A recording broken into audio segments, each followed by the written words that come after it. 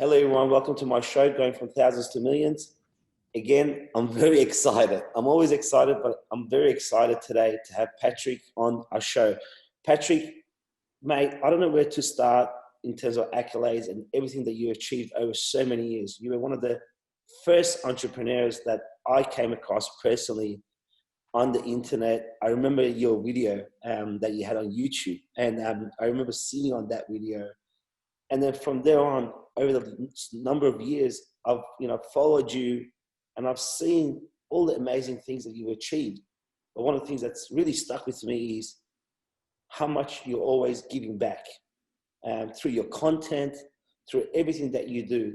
So I'm really honored to have you on the show today. I'm really excited, and I really just wanted to get to know you and showcase what you do and who you are to our audience in Australia, because I think there's a lot that people can take away from this show.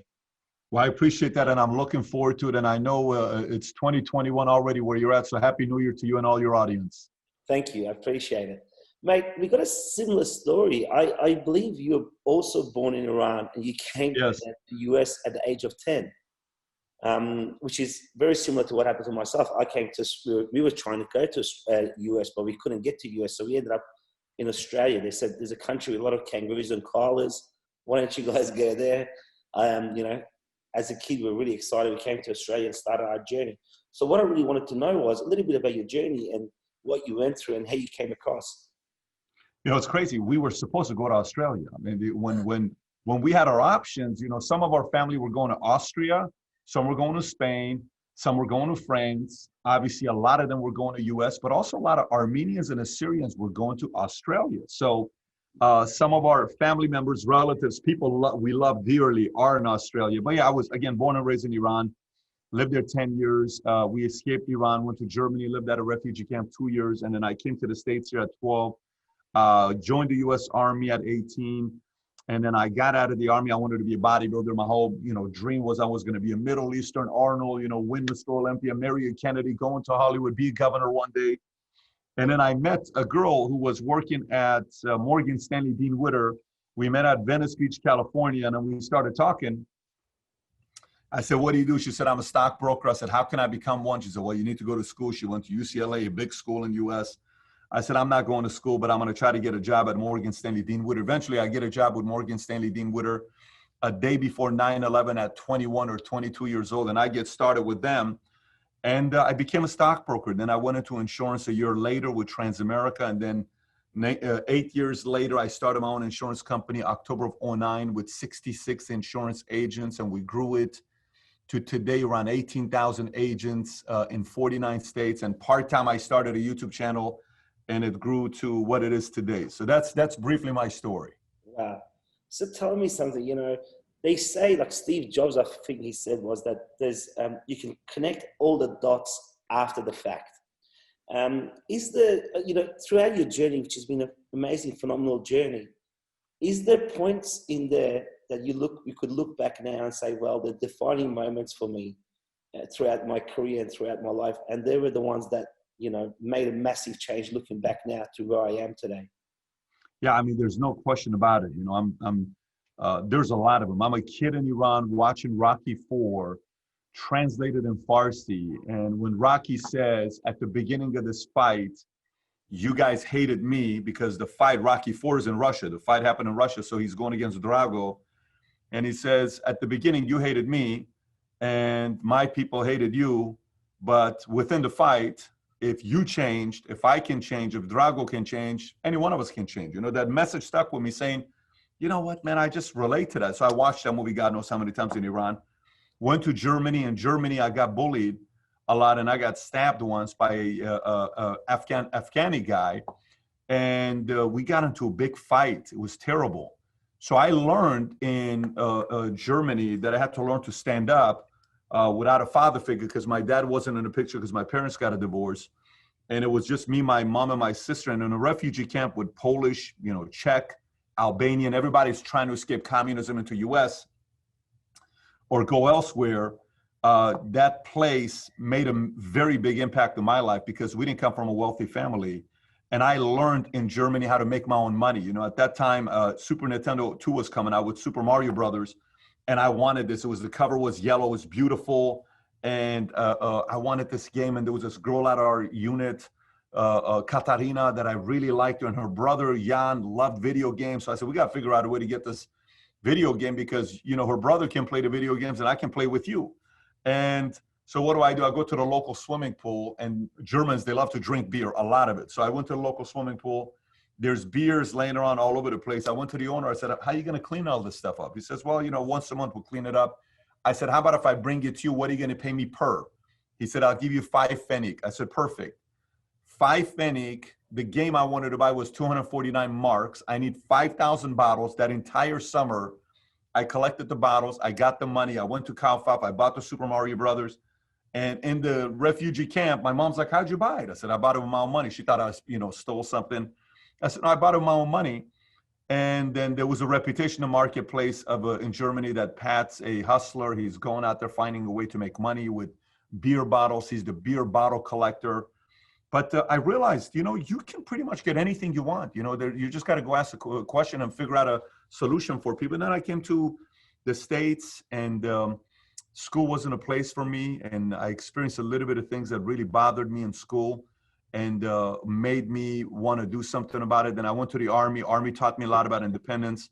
Without Army, I wouldn't be who I am today. And then while I got out, I worked in Bally's gym, that environment of gyms, of competing, selling, competition. I fell in love with, I've always loved competition, but it went to a whole different level. And then one last one I'll tell you, because I could give you 50 of these.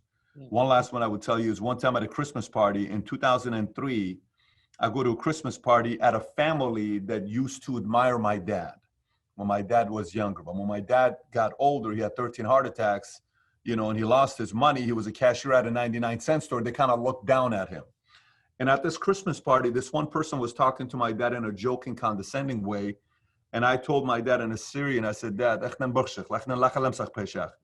he says, Pat, please don't say anything. I said, no, we got to go. I'm not staying here no more. He said, this is my family. I need you to respect you. I said, your family doesn't respect you. We're not staying here. We're getting out of here.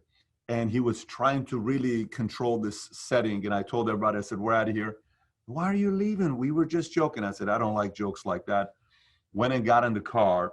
The entire time I told my dad, I said, for the rest of our lives, the world is going to know the Bet David name. They're going to know how special of a man you are, period. They're going to have to kill me for the world not to know your last name. They're going to know your last name.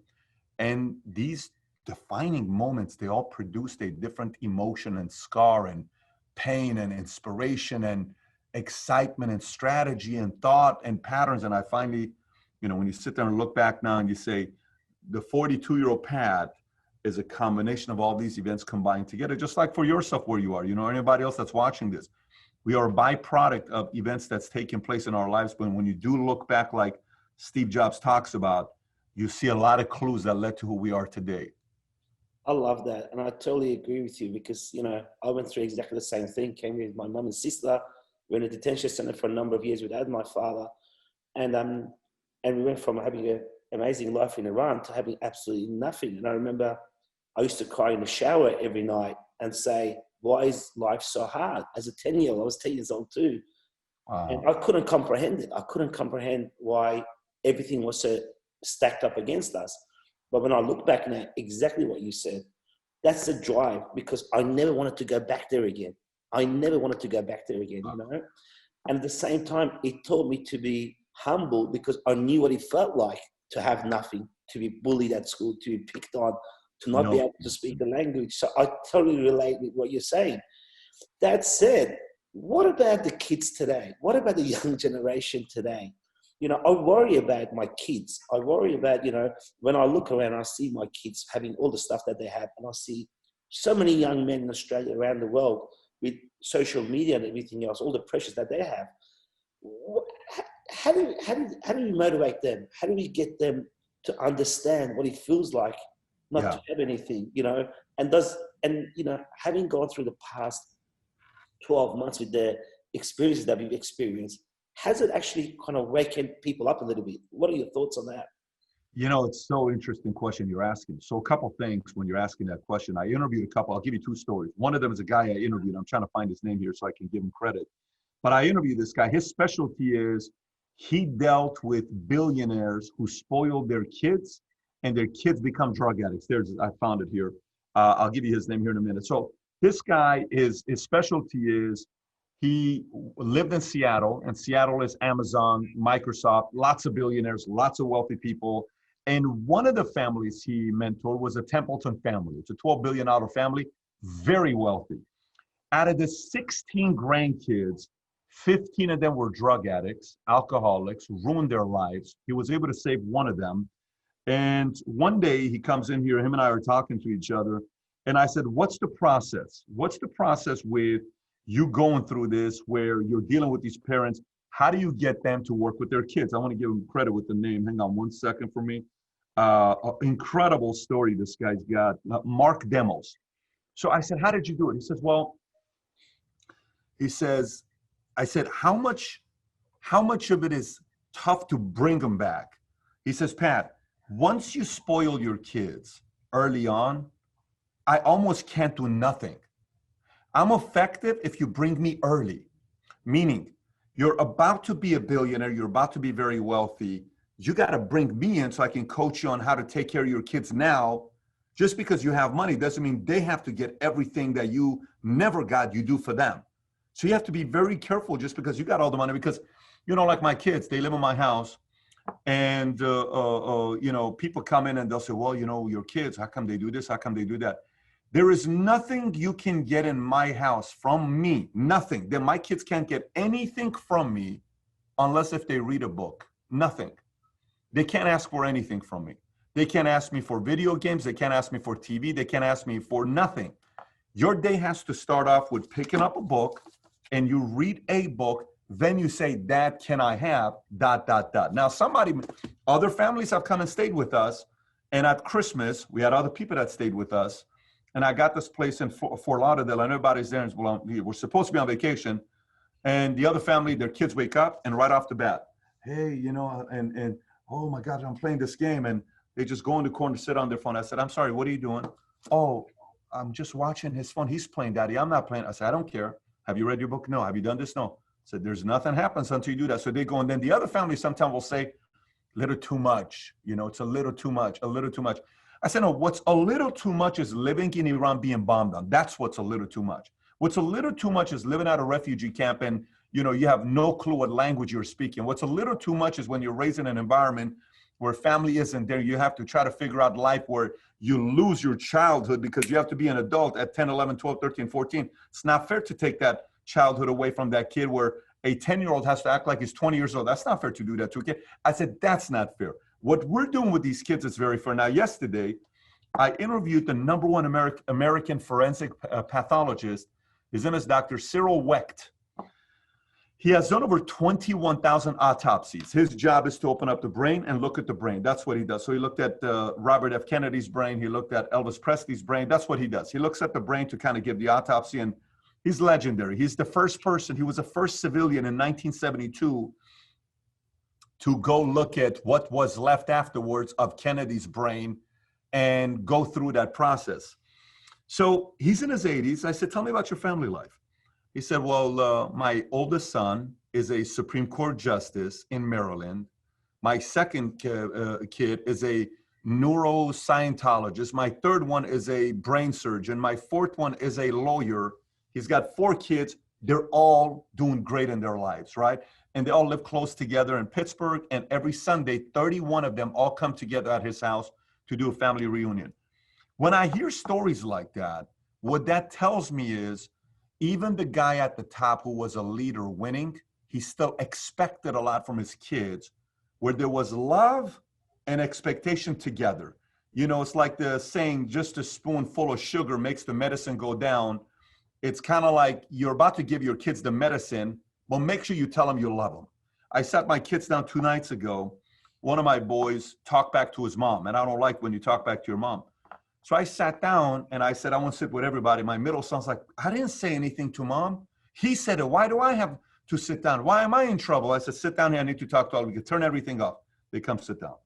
So the wife, my wife's sitting over there, mom, but she's listening to what I'm saying. My dad's sitting over here. My nanny's over there, and the 3 kids are sitting there. I said, so I heard what you told your mom. He said, yes. I said, did you hear him say to his mom? Yeah.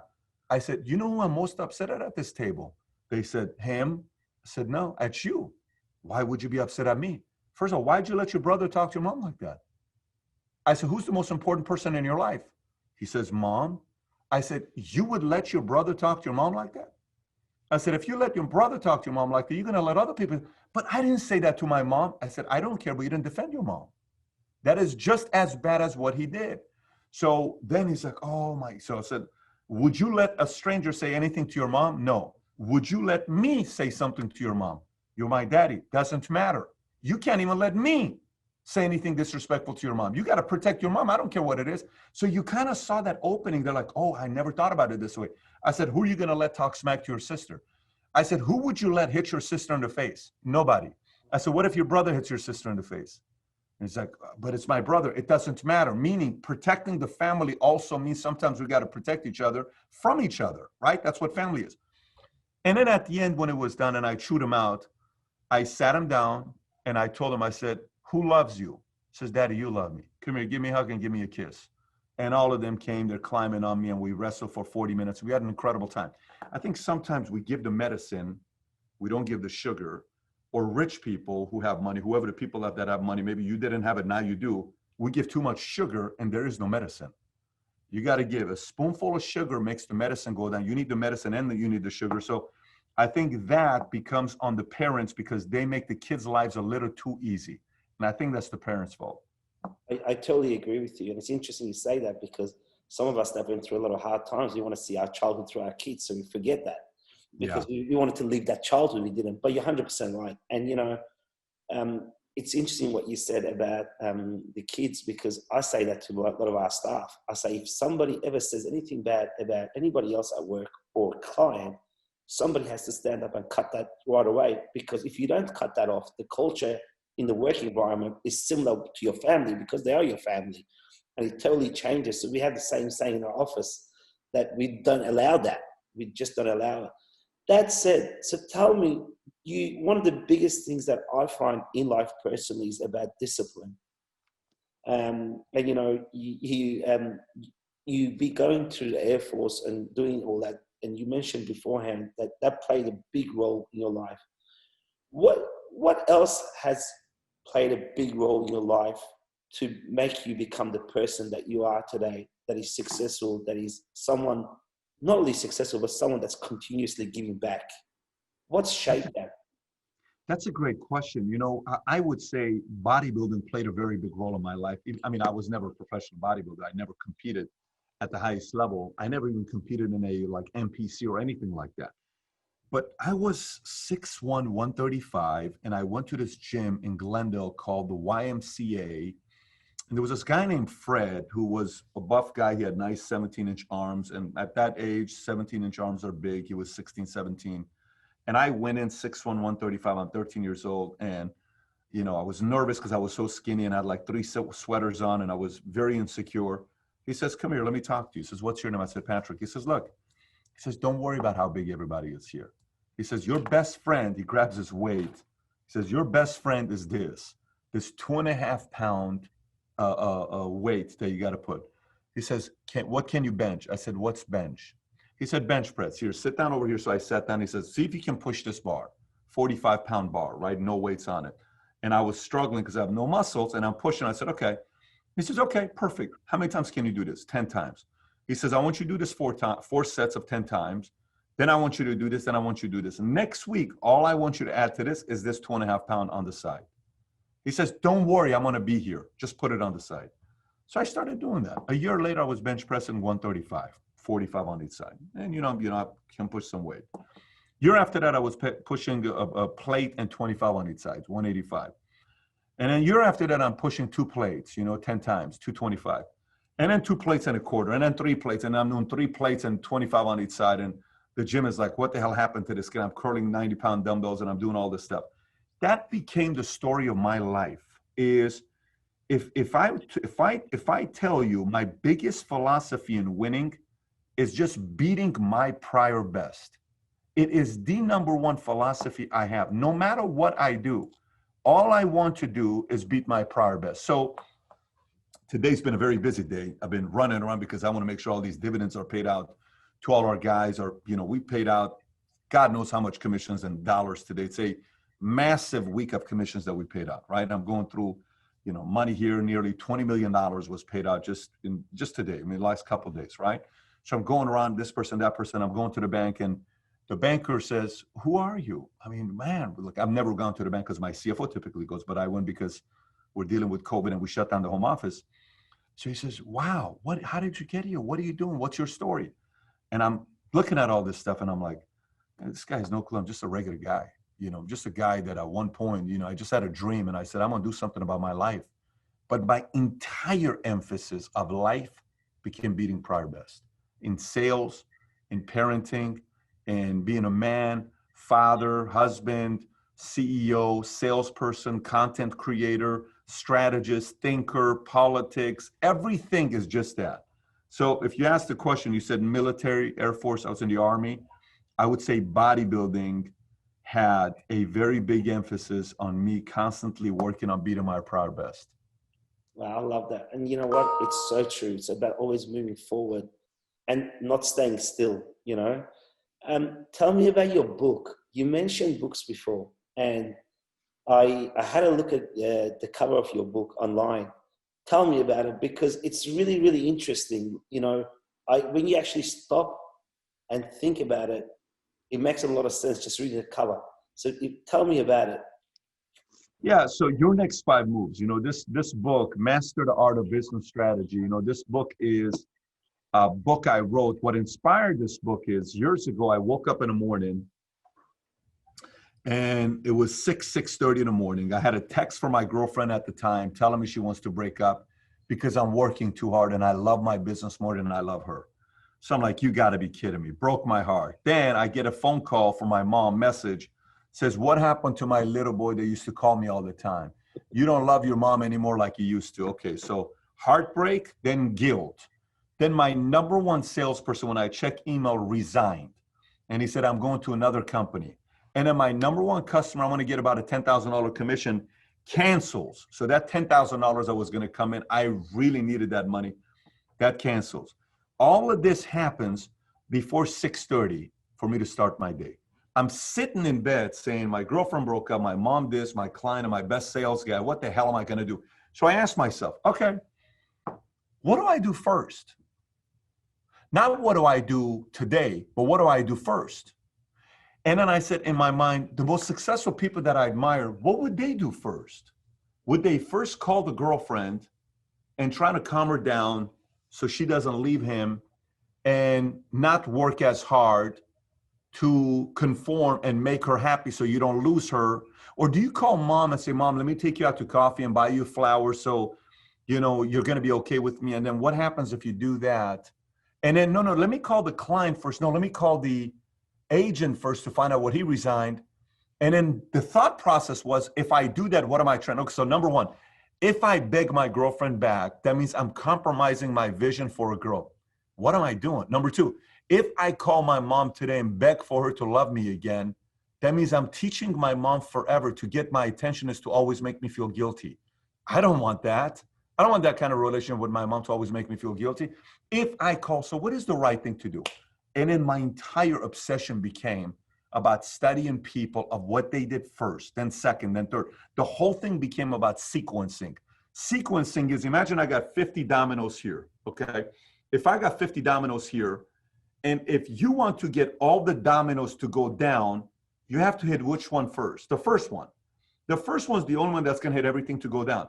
But most people don't hit the first one. Most people hit number 22, and then only 28 goes down. Most people hit number 41, only 9 goes down. Very few people hit number 9, so 41 goes down. So imagine if each one of these are your dreams, right? If you want every one of them to become a reality, you got to get the first one. And then its sequencing goes to the next one and the next one. So the whole thing about your next 5 moves, the title was your next 15 moves, but my publisher, Simon & Schuster, said 15 is too overwhelming, make it 5, so we made it 5. It's for you to know exactly what you need to be doing next. Then after that, a guy called me the other day And we had a lengthy conversation while I'm in Fort Lauderdale, and I'm on the phone with him. He says, man, I want to get married, but I also want to make 5 million a year, but I also want to be successful, but I also want to be doing this. And this girl that I was with, she didn't want to talk about this, and she didn't want to talk about that. And I don't know what to do over here. I said, can I ask you a question? He says, yes. I said, why are you so worried about this girl? I said, what's more important to your dreams or the girl? Both. I said, no, tell me what's more important to you. He says, well, I don't know. What's the right answer? I said, there is no right answer. Well, the right answer is whatever you think it is. What is what? He says, my dreams and goals, but I want her as well. I said, that's not how life works. That's not how life works. I said, the wrong woman can ruin your life. The wrong man can ruin your life. You could have a dream this big and you can be this capable, but you're in the wrong relationship. Nothing can happen.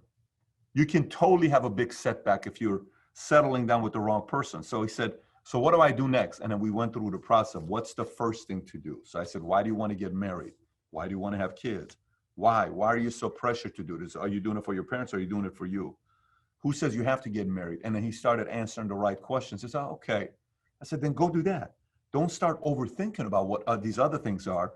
So I think the whole purpose of this book, Your Next 5 Moves, is to help you get the right sequence of what to do next to eventually lead to your dreams becoming a reality.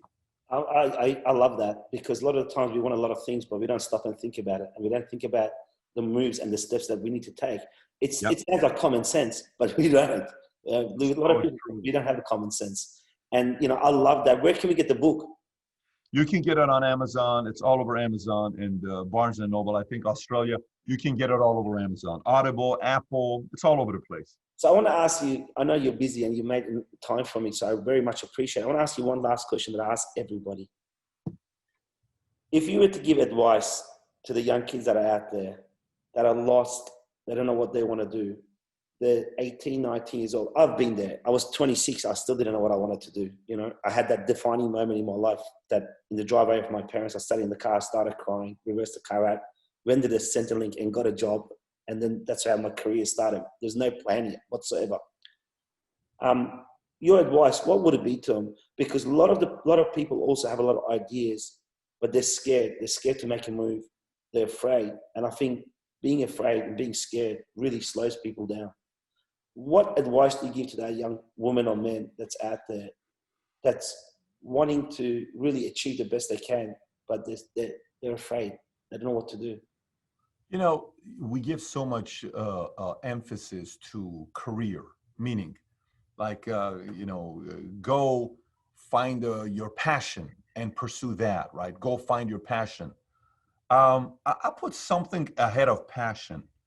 Go find the right, if you're undecided, and let's just say you don't really know where life is going and you're not in the best of places, go find a person who knows exactly where they're going and work for them. Because there is so much power in you working for somebody who is clear of what they want to do with their lives. I can't even describe it to you, what that does to you. It re-energizes you. It reminds you that you're also capable of doing something big. You'll learn that person's habits. You'll learn that person's strategies. You'll learn how that person handles setbacks. You'll learn how they are on a daily basis. You'll learn their work ethic. You'll learn how they handle crisis. You learn how they are as family. You see their weaknesses. You see their flaws. You see that they're human beings. You see that you don't have to be perfect to win at the highest level. But the bet is go find a leader worth following and work for them for 2, 3, 4, 5 years. Help them win at the highest level. And then ask for equity. You know, ask for equity, whatever company they're building, saying, hey, what can I do to own a piece of your company? Tell me what I can do. Can I buy into it? Can you give me some stock options? I want to get some equity. And then if you don't get it, then go do something else on your own. But I guarantee you, if you work with a very, very high performer for 2 to 5 years, the habits that you're going to develop during that 2 to 5 years are going to help you excel in any industry. So my encouragement isn't chase your passion.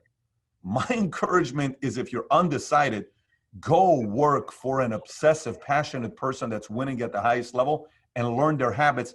Then if you want to pursue your passions, do that. Wow, I love that. It's spot on, because, you know, a lot of people say they want to follow their passion, you know, but that doesn't put bread on the table. And, you know, if you go and follow someone else, they've already got the system, so you get to learn from them. And, you know, it's all about habits. It's all about habits, and you pick up their habits. I love that.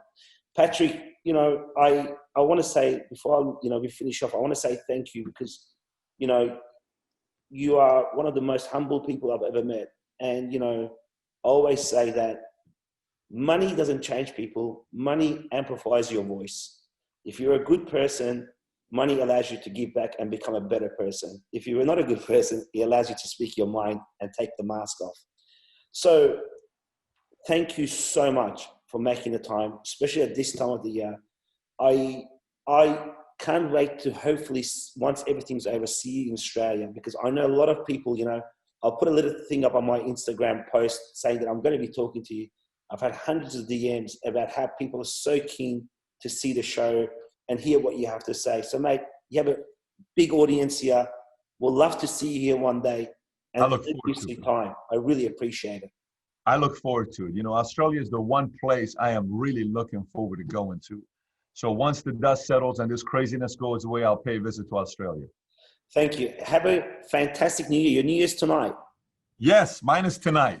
Have Mine a is fantastic tonight. New Year. And Thank you again, so much, brother. Appreciate thank you. you. Thank you, man. I'll speak Anytime. to you soon. Thank you so Take much. care, man. Thank Thank you. you.